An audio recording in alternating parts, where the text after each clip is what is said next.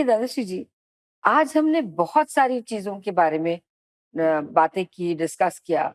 तो चक्रास है, कुंडलिनी जागृति है, हीलिंग है, बहुत सारे।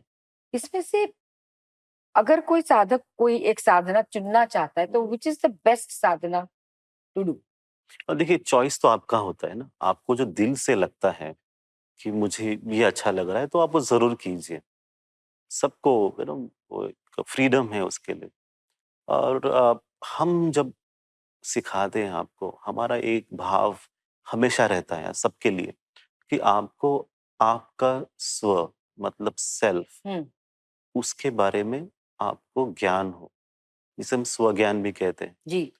ट्रू नॉलेज, हुँ, है ना? कि आप कौन हो? ये निरंतर प्रयास करना, साधना आपकी रोज की यही हो कि मैं कौन हूँ, मैं कौन हूँ, मैं हुँ, कौन हूँ। ये साधना हमेशा आप सभी को करते रहना चाहिए। जब भी आपको विचार आता है, कुछ पढ़ रहे हो या कुछ देख रहे हो या अकेले बैठे हो, तो ये भाव ज़रूर रहे कि मुझे जानना है खुद के बारे में।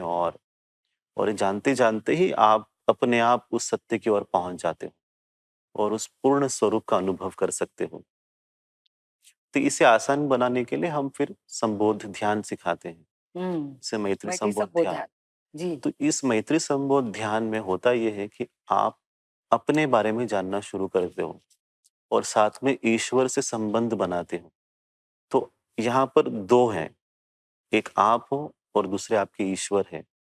और ईश्वर से जब संबंध बनाते हो आप, आपके भीतर अपने आप ही चित्त शुद्धि होना शुरू हो जाता है।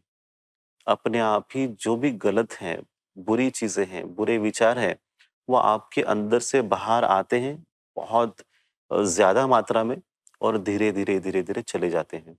ये जब आप रोज़ करेंगे, इसकी आदत रखेंगे तो आपको उसकी वज़ह से बदलाव दिखेगा आपके भीतर। आपका जो ब्रेन है, जो दिमाग है, वो भी धीरे-धीरे बदलता है। उसके अंदर की सेल्स जो बायोलॉजिकल जो स्टेटस होता है, उसके अंदर बदलाव आना शुरू होता है।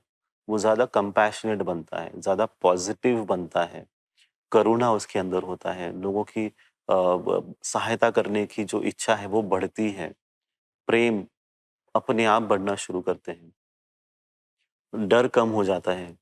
तो ये सारी चीज़ें मैत्री संबोध ध्यान से आप अपनी ज़िंदगी में होते हुए देख सकते हो। जी।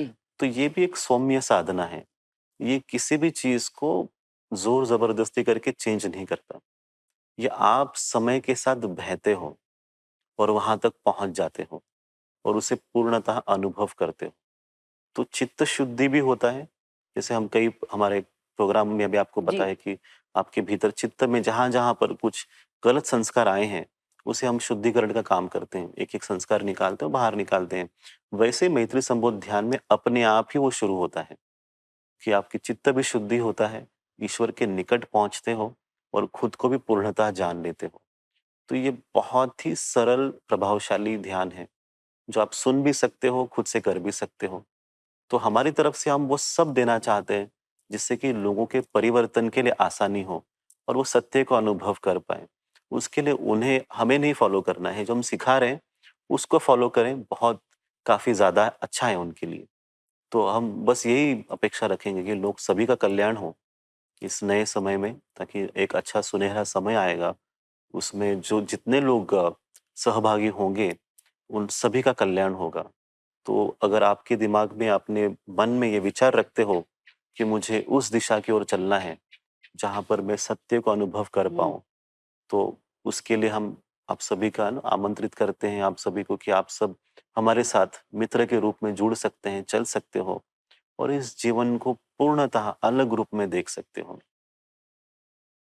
दादाश्री जी, आज जो ज्ञान मैंने पाया है, अद्भुत!